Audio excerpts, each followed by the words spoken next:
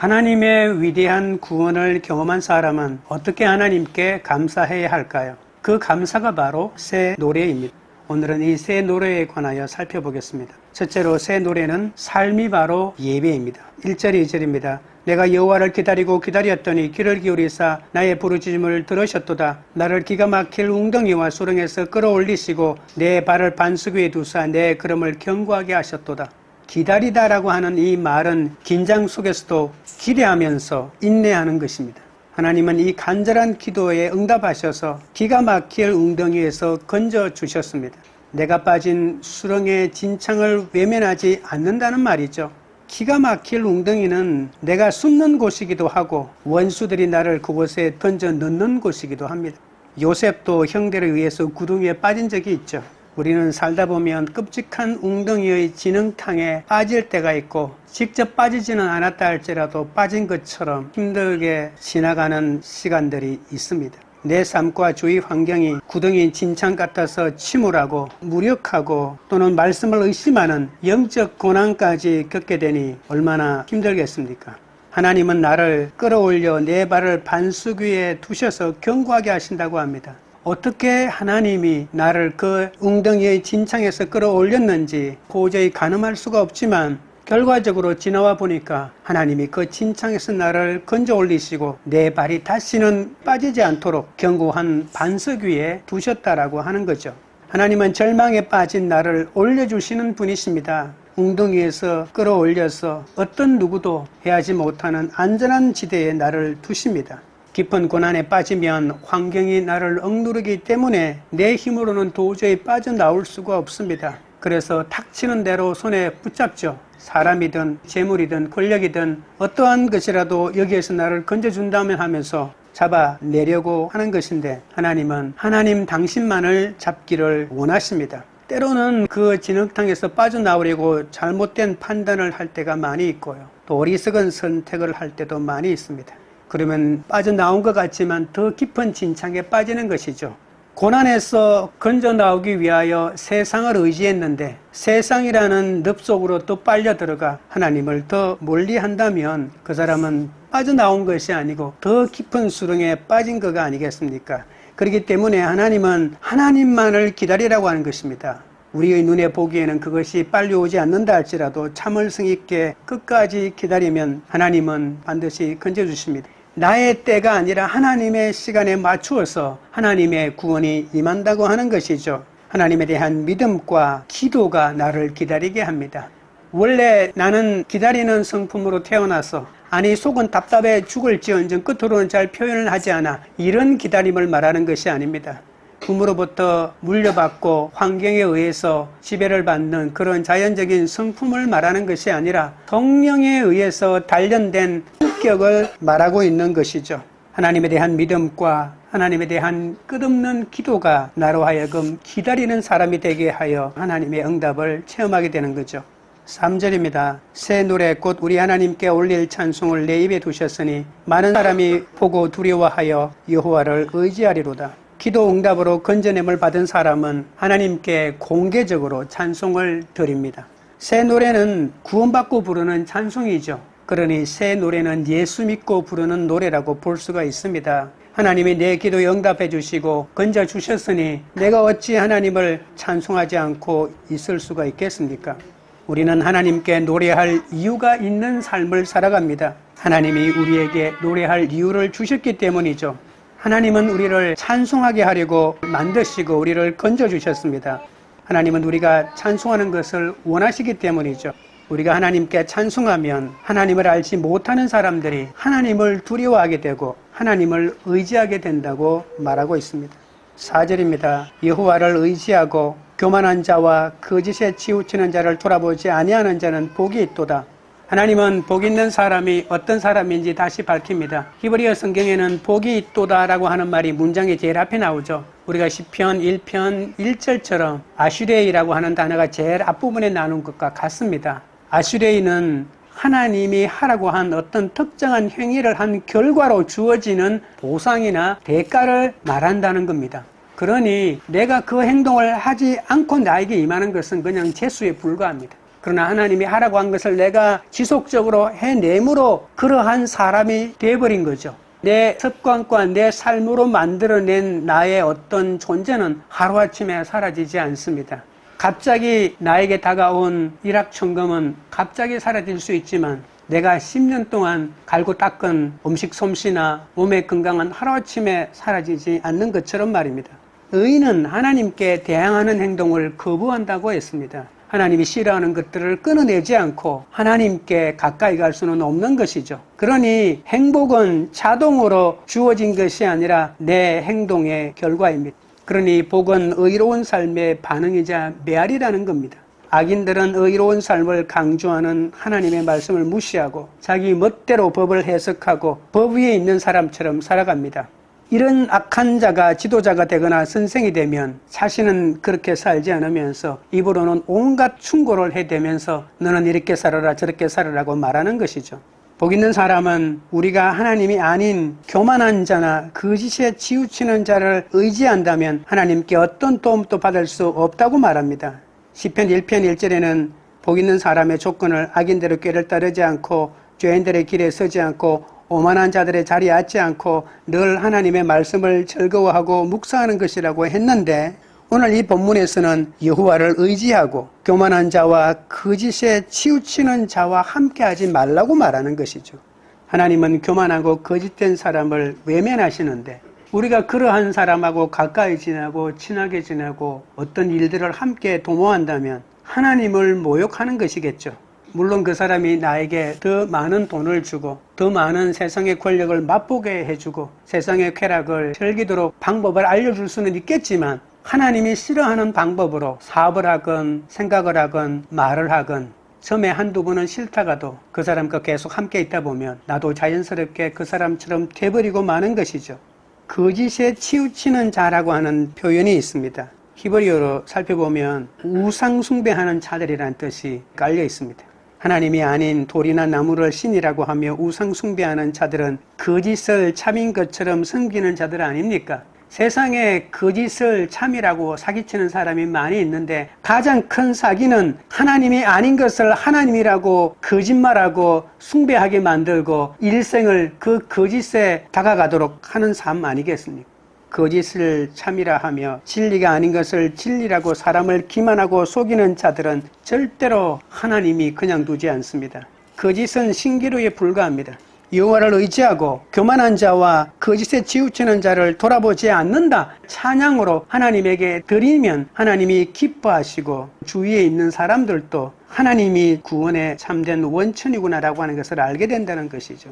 우리는 제사의식으로 하나님을 만나는 자가 아니라 몸을 산 제사로 드리는 자가 되어야 합니다. 그런 의미에서 모든 그리스도인은 제물입니다. 제물은 바쳐지고 희생되는 것이잖아요. 제물은 자기를 위해서 제사를 지내는 것이 아닙니다. 죄인을 대신하여 죽는 것이죠. 물론 억울할 수 있겠죠. 하지만 죄인을 위해서 죽어지는 존재로 있는 것이 바로 제물이라고 하는 것이죠. 사도 바울은 로마서 12장 1절에 우리는 몸으로 산 제사를 드리라 제물이 되어야 한다라고 이렇게 말하고 있는 것은 다른 사람의 죄 때문에 희생을 당할 수도 있다라고 하는 것을 말하는 것이죠. 예수님도 죄인들 때문에 십자가에서 희생되지 않았습니까? 그리스도인은 이 세상을 위한 희생 제물이라는 뜻입니다. 이 한 구절만 이해하면 성경 나머지 부분을 다 이해하지 못했다 할지라도 성경을 제대로 이해한 것 아니겠습니까? 반대로 다른 성경 부분을 다 지식적으로 이해했다 할지라도 이 한 부분이 이해되지 않으면 그리스도인이 될 수는 없습니다.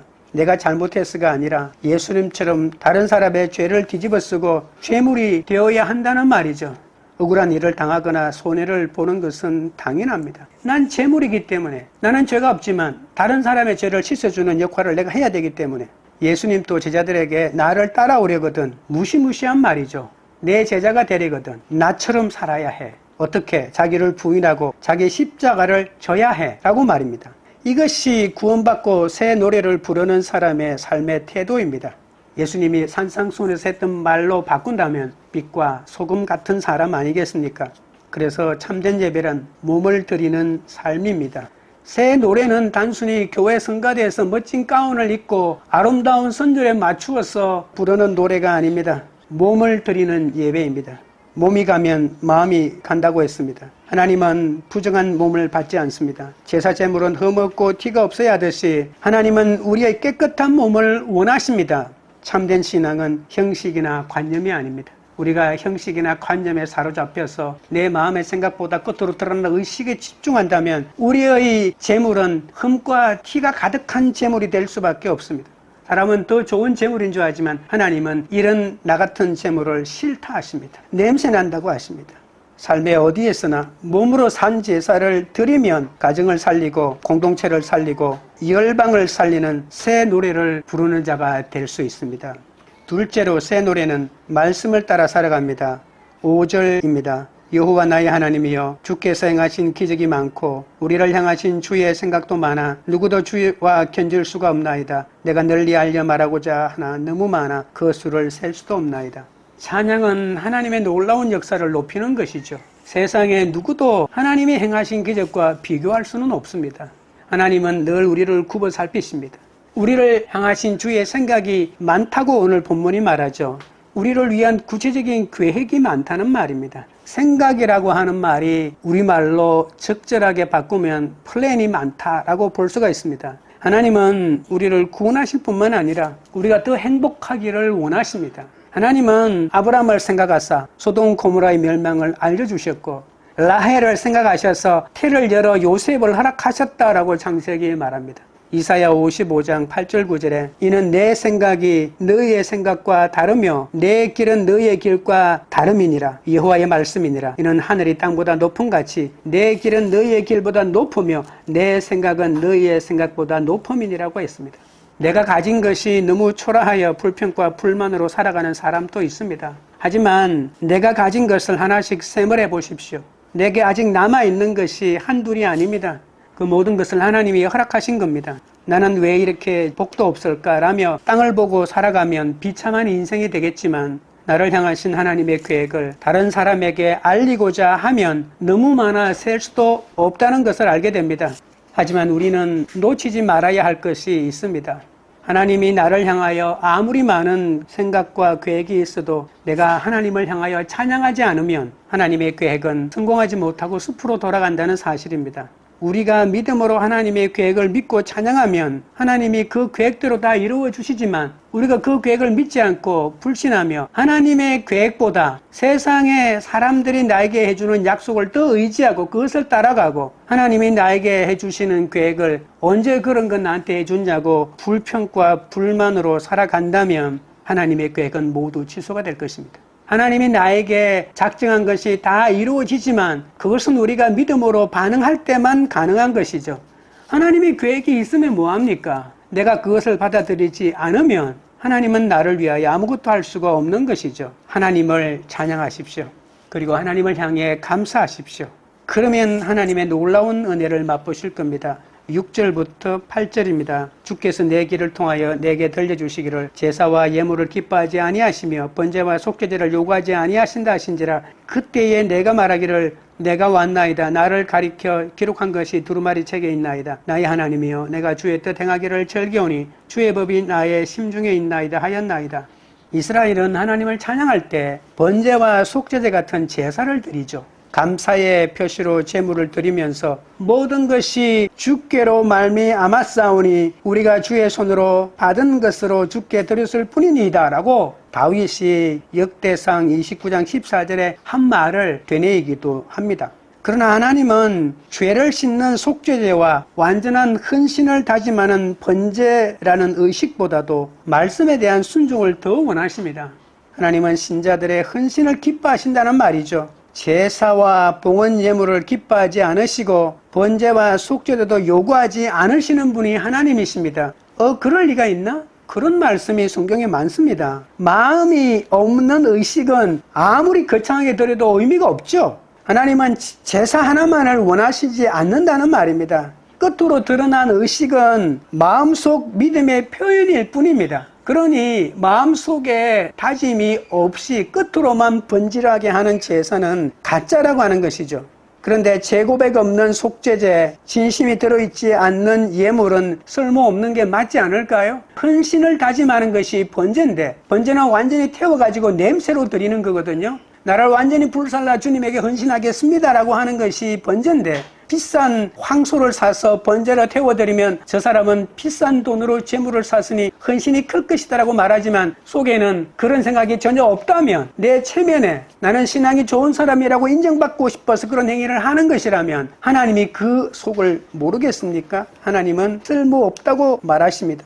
사람들에게 보이기 위한 제사는 믿음의 다짐도 아니고 헌신도 아닙니다. 시편 51편 17절에 하나님께서 구하시는 제사는 상한 심령이라고 말씀하셨습니다. 온 천지가 다 하나님의 것 아닙니까? 그런데 하나님이 황소 받는다고 더 좋아하겠습니까? 염소 주는 사람보다 황소 주는 사람을 더 좋아하고 비둘기 주는 사람보다도 염소 주는 사람을 더 좋아하겠습니까? 이 땅의 모든 것이 하나님의 것이고 하나님이 만드셨는데 하나님에게 짐승이 무슨 소용이 있고 필요가 있겠습니까? 죄를 통해하는 상한 심령이 필요한 것이죠. 하나님이 제사를 만드셨지만 진심이 없는 제사는 하나님이 거부하신다는 사실을 알아야 합니다. 하나님의 놀라운 구원 행동은 우리의 헌신을 요구합니다. 감사는 헌신으로 이어져야 합니다. 아무리 제사의식을 잘해도 주님의 뜻을 행하지 않으면 하나님을 섬기는 것이 아닙니다.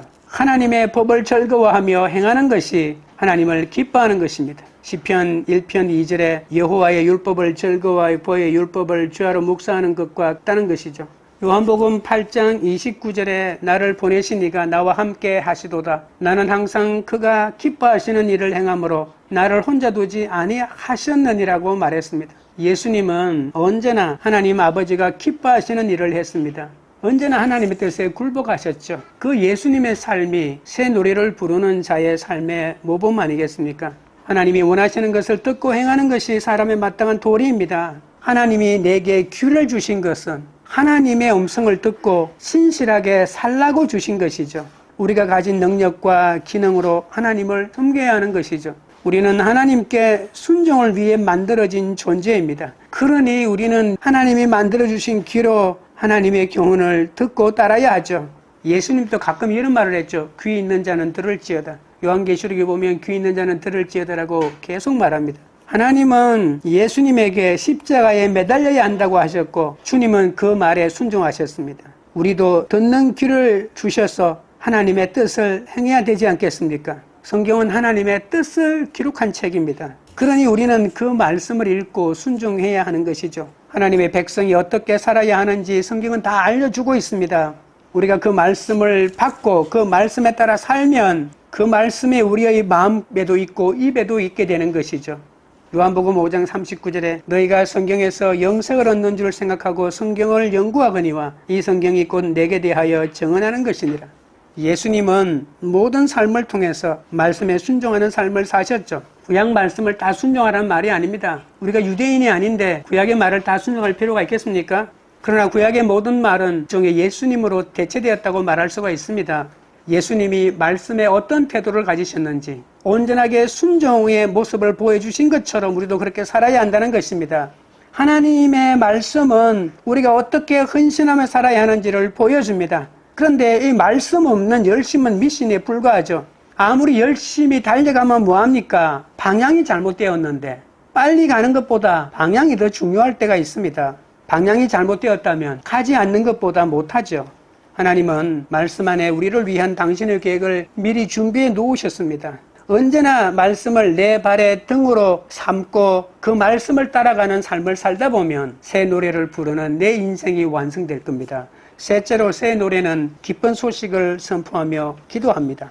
9절부터 11절입니다. 내가 많은 회중 가운데에서 의의 기쁜 소식을 전하였나이다. 여호와여 내가 내 입술을 닫지 아니할 줄을 주께서 아시나이다. 내가 주의 공의를 내 심중에 숨기지 아니하고 주의 성실과 구원을 선포하였으며 내가 주의 인자와 진리로 많은 회중 가운데에서 감추지 아니하였나이다. 여호와여 주의 긍휼을 내게서 거두지 마시고 주의 인자와 진리로 나를 항상 보호하소서. 우리가 전해야 할 의의 소식은 하나님의 공의와 하나님의 성실과 하나님의 인자하심과 하나님의 진리라고 분명히 말합니다. 나는 이것을 숨기지 않겠다라고 시인이 다짐하는 것이죠. 왜냐하면 이것이 바로 하나님의 본성이기 때문입니다.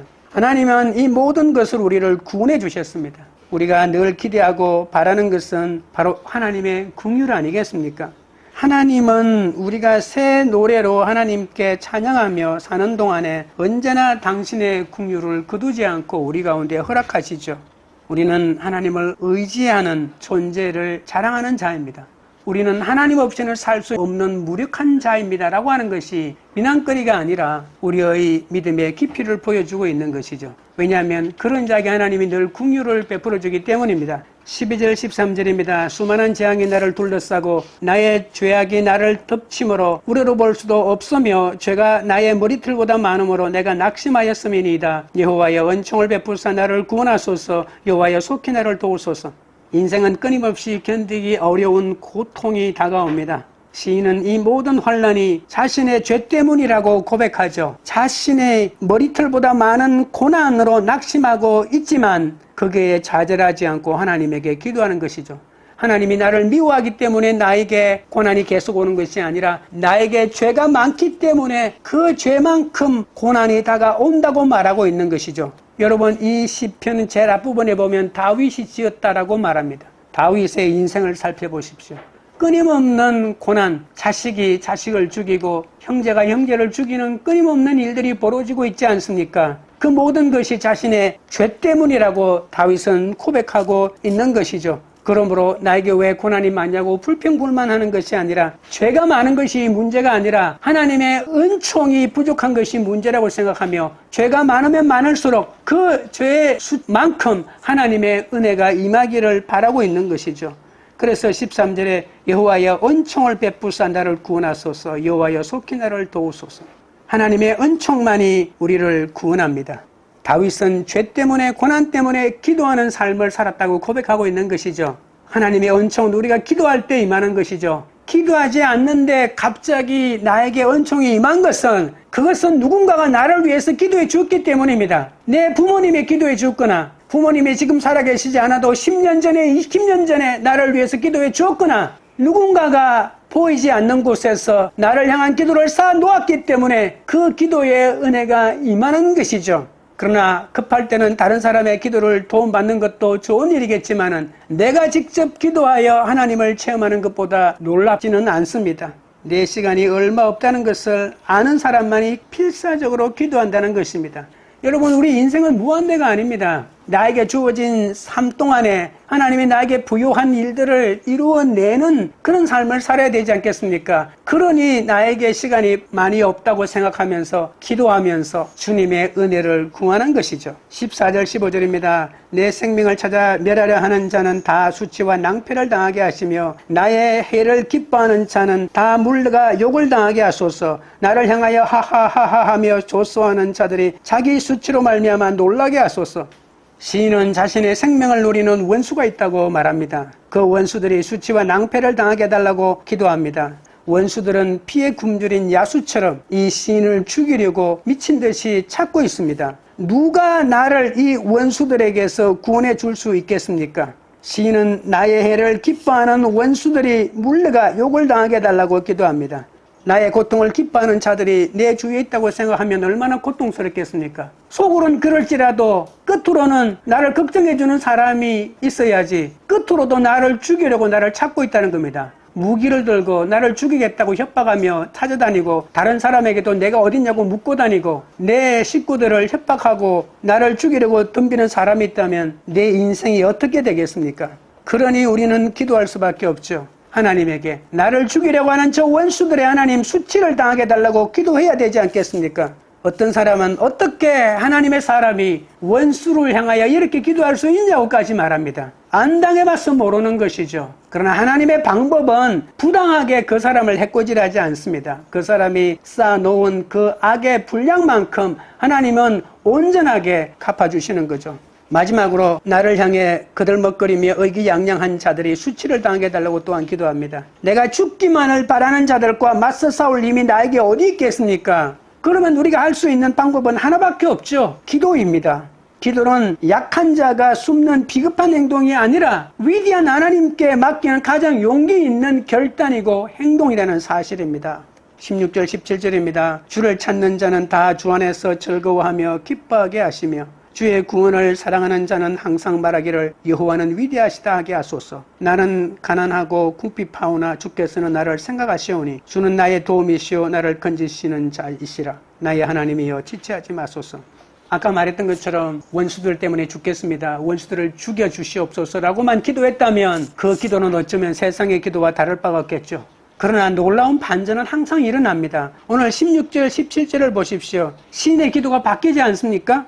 우리가 원수들을 바라보면 무서워서 원수를 막아달라고 기도할 수밖에 없겠지만 한참을 이렇게 기도하다 보면 내 마음에 원인 모를 평안이 다가옵니다. 끝으로 문제가 해결되지 않았는데 하늘로부터 평화가 내려와서 내 마음이 진정하게 되고 기도가 어떤 능력이 있는지를 깨닫게 됩니다. 기도의 끝은 두 가지입니다. 내가 기도하는 그 원수가 어떻게 되는 것일 수도 있겠지만 내 마음을 변화시켜서 그 원수의 어떤 협박에도 두려워하지 않게 만들어주는 기도의 응답도 있습니다. 기도는 주님을 찾는 것입니다. 결국 그 기도를 찾게 되면 즐거워하고 기쁨을 누리게 되는 것이죠. 어떤 협박을 하고 어떤 고난이 다가와도 그 협박을 이겨내버리는 것이죠. 그 파도는 이미 나와 상관이 없습니다. 주님 안에서 하나님의 위대하심을 경험하고 구원을 얻었는데 약간의 파도가 뭐 그리 대수이겠습니까? 기도는 하나님 안에서 기뻐할 이유를 찾는 것입니다. 만약에 찾게 되면 평안함에 거하면서 끝까지 기다리게 되는 것이죠. 절망 가운데서도 낙심하지 않고 주님께 기도하면 위대하신 하나님을 보게 됩니다. 그 하나님이 우리를 지켜주시고 있다는 것을 깨닫게 되죠. 나는 이제 의지할 것도 없다고 낙심하십니까? 두려워하지 마십시오. 하나님이 계십니다. 그 하나님은 언제나 나를 생각하십니다. 온갖 노력을 다하며 궁리한다는 말이 생각한다는 말입니다. 오늘 본문에 생각한다는 우리말은 똑같지만 히브리어는 다 각각 다릅니다. 하나님이 온갖 노력을 다하여 우리를 어떻게 하면 안전하게 해줄까 궁리하고 보살피고 생각한다는 그런 뜻입니다. 하나님께서 스쳐 지나가는 생각으로 우리를 기억하지 않습니다. 나를 당신의 일부인 것처럼 어떻게 하면 나를 도와줄까, 건져줄까 늘 생각하시는 거죠. 우리의 구원은 하나님의 계획 속에 있습니다. 이 세상의 어떤 위로보다 이 위로가 힘이 되지 않습니까? 우리는 너무나 조급하며 다급하지만 하나님은 지체하지 않겠다고 하십니다. 하나님을 믿으십시오. 지체하지 않으시는 그 하나님을 신뢰하십시오. 하나님이 절대로 늦게 오지 않으십니다. 하나님은 우리를 도와주시고 구원하시는 분이십니다. 그 하나님 안에 머물러 기도하심으로 새 노래를 주님께 드리는 삶을 사시기 바랍니다. 말씀을 맺겠습니다. 새 노래는 삶이 바로 예배입니다. 우리는 제사의식으로 하나님을 만나는 자가 아니라 몸을 산 제사로 드리는 자입니다. 모든 그리스도인은 제물이라고 했습니다. 제물은 죄인을 대신하여 죽는 사람입니다. 삶의 어디에서도 몸으로 산 제사를 드림으로 가정을 살리고 공동체를 살리고 열방을 살리는 새 노래를 부르시는 자가 되시기 바랍니다. 새 노래는 말씀을 따라 살아갑니다. 하나님이 나를 향하여 아무리 많은 생각과 계획이 있어도 내가 하나님을 찬양하지 않으면 하나님의 계획은 성공하지 못합니다. 하나님의 놀라운 구원 행동은 우리의 헌신을 요구한다고 했습니다. 감사는 헌신으로 이어져야 합니다. 아무리 제사의식을 잘 했다 하더라도 주님의 뜻을 행하지 않으면 하나님을 섬기는 것이 아닙니다. 하나님의 법을 즐거워하며 그 뜻을 행하는 것을 기뻐하시기 바랍니다. 새 노래는 기쁜 소식을 전하며 기도합니다. 하나님의 공의와 주의 성실과 주의 인자하심과 주의 진리가 우리를 구원한다고 했습니다. 하나님이 도와주지 않으면 우리의 노력은 모두 헛된 것입니다. 나를 죽이려는 원수가 많을수록 우리는 하나님께 기도해야 합니다. 기도는 약한 자의 비급한 행동이 아니라 위대한 하나님께 모든 것을 맡기는 것입니다. 우리의 구원은 하나님의 계획 속에 있습니다. 그 하나님은 우리의 도움이시오 건지시는 하나님이 되셔서 우리를 새 노래를 부르는 하나님의 사람으로 영원토록 세워주실 것입니다. 다 같이 찬양 드리고 기도하겠습니다. 하나님 아버지여, 하나님은 끊임없이 나를 구원하여 새 노래를 부를 수 있게 만들어 주었음에도 불구하고 내 삶은 왜 이러냐며 원망하면서 새 노래를 부르지 못하고 살았음을 고백하오니 불쌍히 여겨 주시옵소서. 우리는 제사의식으로 하나님을 만나는 자가 아니라 몸을 산 제사로 주님에게 드리는 자라고 하셨습니다. 삶의 어디에서도 몸으로 산 제사를 드림으로 내가 머물고 있는 가정과 공동체를 살려내고 열방마저 살리는 그런 하나님의 사람이 되도록 도와주옵소서. 하나님이 아무리 우리를 향하여 생각과 계획이 많아도 우리가 하나님을 찬양하지 않으면 하나님의 계획은 성공하지 못한다고 하였습니다. 하나님의 놀라운 구원 계획은 우리의 헌신을 요구한다고 하셨사오니 주여 우리의 감사가 우리의 헌신으로 이어질 수 있도록 우리를 붙들어 주시옵소서. 헌신하는 하나님의 사람이 되어 하나님의 법을 즐거워하며 그 하나님의 법대로 살아가 하나님을 기뻐하는 삶을 살아가도록 붙들어 주시옵소서. 하나님이 도와주지 않으면 우리의 모든 노력은 물거품이 되고 맙니다. 우리를 죽이려는 원수가 얼마나 많은지 모릅니다. 우리의 죄가 많기 때문에 그렇습니다. 용서하여 주시고 고난이 많으면 많을수록 하나님께 더욱더 기도하게 하여 주옵소서. 기도야말로 약한 자의 비겁한 행동이 아니라 가장 위대한 하나님께 맡기는 용기 있는 것이라고 하셨사오니 우리의 구원은 하나님의 계획 속에 있다고 고백하며 끊임없이 우리의 도움이요 우리를 건지시는 하나님을 의지하며 기도하며 주께 나아가는 하나님의 사람들이 다 되게 하여 주시옵소서. 광교들 교회가 삶이 바로 예배임을 깨닫고 말씀을 따라가는 공동체가 되게 하옵소서. 기쁜 소식을 숨기지 않고 열방에 전하며 이 땅에 하나님의 사랑과 하나님의 정의와 하나님의 공의를 행하여 이 땅을 구원하는 하나님의 교회가 되도록 역사하여 주시옵소서. 예수님의 이름으로 기도드립니다. 아멘.